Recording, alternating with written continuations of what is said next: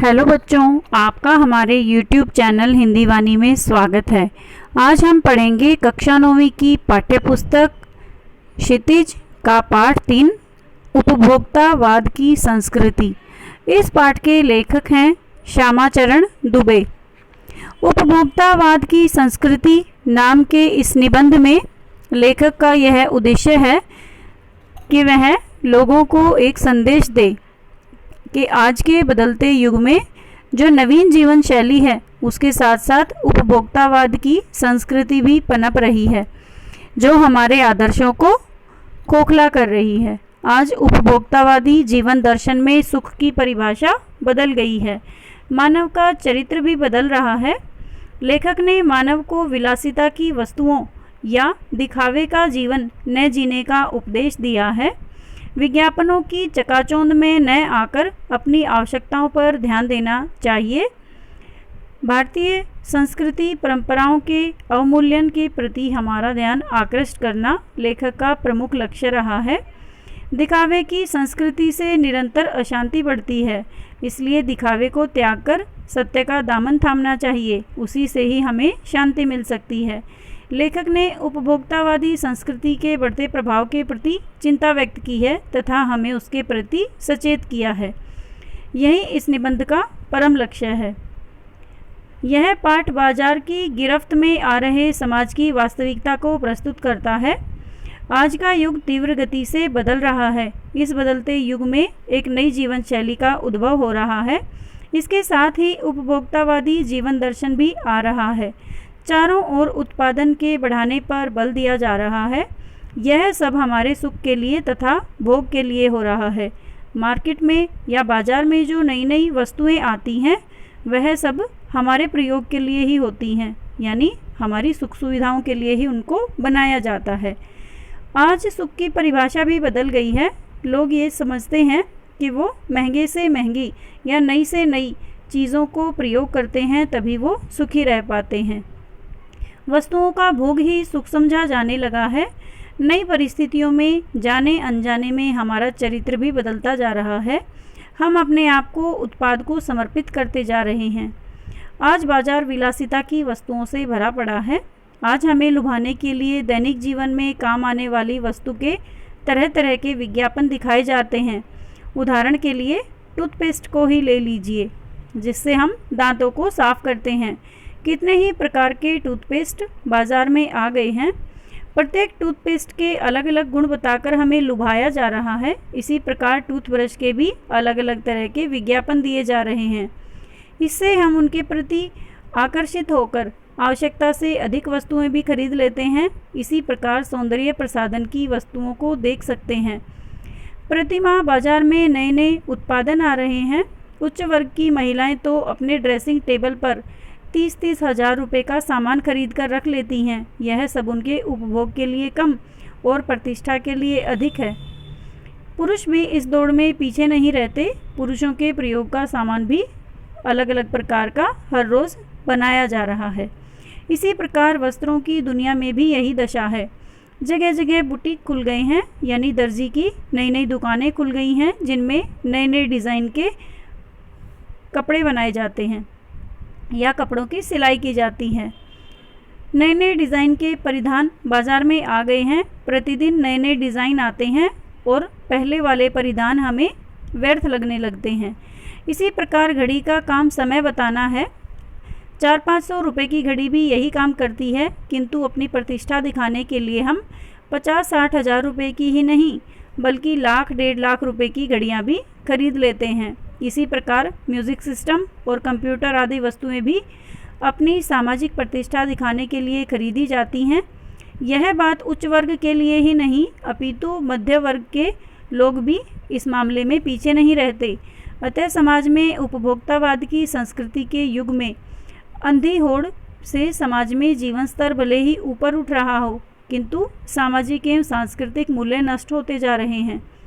यानी लोग दिखावे के लिए आवश्यकता से अधिक वस्तुएं खरीद लेते हैं तथा केवल उनका उपभोग करना ही अपने जीवन का लक्ष्य मान लेते हैं।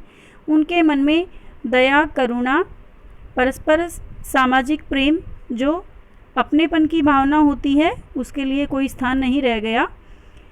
आज बात भोजन खाने की हो या फिर बच्चों को स्कूल में प्रवेश दिलाने की हो, 5 सितारा होटल या स्कूल का होना अनिवार्य है। बीमार पड़ने पर 5 सितारा अस्पतालों में जाना भी प्रतिष्ठा का प्रदर्शन है। इतना ही नहीं, अमेरिका और यूरोप के कुछ देशों में तो स्वयं मरने से पहले ही अपने अंतिम संस्कार और अनंत विश्राम का प्रबंध भी कर सकते हैं, किंतु एक विशेष मूल्य चुकाकर, यानी उसके लिए उन्हें खुद से पहले से ही उसका मूल्य चुकाना पड़ता है कि उनके मरने के बाद उनका क्रियाक्रम या उनके याद में स्मारक किस तरह से बनाया जाए। आने वाले समय में यह कार्य भारत में भी हो सकता है। प्रतिष्ठा के अनेक रूप हो सकते हैं, भले ही वो हास्यास्पद ही क्यों न हो। यह उदाहरण विशिष्टजन समाज यानी धनी लोगों का है, किंतु साधारण व्यक्ति भी इसे ललचाई हुई दृष्टि से देखते हैं तथा अपने मन की शांति को खो बैठते हैं। जो अमीर लोग हैं या जो धनी लोग हैं, वो इस प्रकार के वस्तुओं का यदि उपभोग करते हैं वह तो माना जा सकता है कि भाई ठीक है, लेकिन यदि कोई निर्धन व्यक्ति इस प्रकार की वस्तुओं को उन्हें उपयोग करते हुए या खरीदते हुए देखता है तो वह उन्हें ललचाई हुई नज़र से देखता है और वो अपना जीवन व्यर्थ मानता है, क्योंकि वह इस प्रकार की वस्तुओं को नहीं खरीद पाता है और नहीं उनका उपभोग कर पाता है। भारतवर्ष में धनी लोग अर्थात सामंती संस्कृति के तत्व पहले भी रहे हैं, यानी हमारे देश में अमीर लोग पहले भी रहे हैं, किंतु आज सामंती संस्कृति के अर्थ बदल गए हैं। आज हम सांस्कृतिक अस्मिता की बात भले ही करें, किंतु सच्चाई यह है कि परंपरा का अवमूल्यन हो रहा है और आस्थाएं टूट रही हैं। हम पश्चिम की बौद्धिक दास्ता को तेजी गति से अपनाने में लग गए हैं, यानी हम पाश्चात्य जो संस्कृति है उसको अपनाना चाहते हैं तथा उसकी ही दास्ता के शिकार होते जा रहे हैं। उसके जकड़ में अपने आप को कसते जा रहे हैं, यानी बौद्धिक रूप से हम उस संस्कृति के दास बन गए हैं। आज की नई संस्कृति केवल ढोंग है। यह तो अनुकरण संस्कृति है, यानी एक व्यक्ति दूसरे व्यक्ति को देखकर ही नई नई चीज़ों का प्रयोग करना चाहता है, अनुकरण की संस्कृति है। प्रतिष्ठा की अंधी दौड़ में हम अपने को खोकर छद्म आधुनिकता की गिरफ्त में आते जा रहे हैं, दिग्भ्रमित हो रहे हैं, यानी हमें अपनी दिशा का ज्ञान है लेकिन हम उसको अब भूलते जा रहे हैं। आधुनिकरण के दौड़ में हमारा समाज ही दूसरे से निर्देशित हो गया है, यानी हमारा आज का जो समय है और जो हमारा सामाजिक जो जीवन है वह दूसरों के द्वारा निर्देशित हो गया है। विज्ञापन और प्रसार के साधनों ने हमारी मानसिकता बदल डाली है। विभिन्न प्रकार के विज्ञापन जो हम दूरदर्शन पर देखते हैं तथा प्रसार के साधनों के द्वारा जो हमें दिखाए जाते हैं वो हमारे मन पर बहुत अधिक प्रभाव डालते हैं और वो नई नई चीज़ें खरीदने के लिए हमें आकर्षित करते हैं, जिसके द्वारा हमें अपना जीवन सुखद लगने लगता है। लेखक ने इस संस्कृति के फैलाव और प्रसार के परिणाम के प्रति गंभीर चिंता व्यक्त की है। हमारे सीमित साधनों का अपव्यय हो रहा है। जीवन की गुणवत्ता आलू के चिप्स से नहीं सुधर सकती और न ही बहुविज्ञापित शीतल पेयों से। आज उपभोक्तावाद की संस्कृति के उदय के कारण आपसी दूरी बढ़ती जा रही है। जीवन का बढ़ता हुआ स्तर मानव जीवन में अशांति और आक्रोश को जन्म दे रहा है। दिखावे की संस्कृति से अशांति बढ़ेगी तथा सांस्कृतिक अस्मिता का विनाश होगा। हमारे विराट उद्देश्य धुंधले पड़ गए हैं तथा मर्यादाएं टूट रही हैं। नैतिकता पीछे छूटती जा रही है। स्वार्थ परमार्थ पर भारी पड़ता जा रहा है। भोग की कामनाएं आकाश को छू रही हैं, इनकी कोई सीमाएं दिखाई नहीं देती।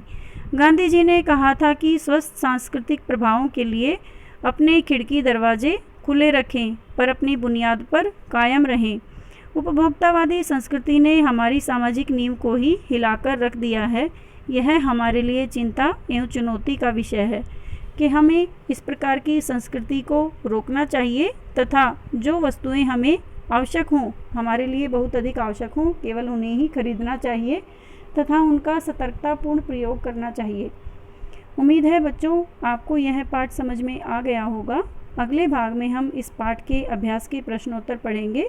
धन्यवाद।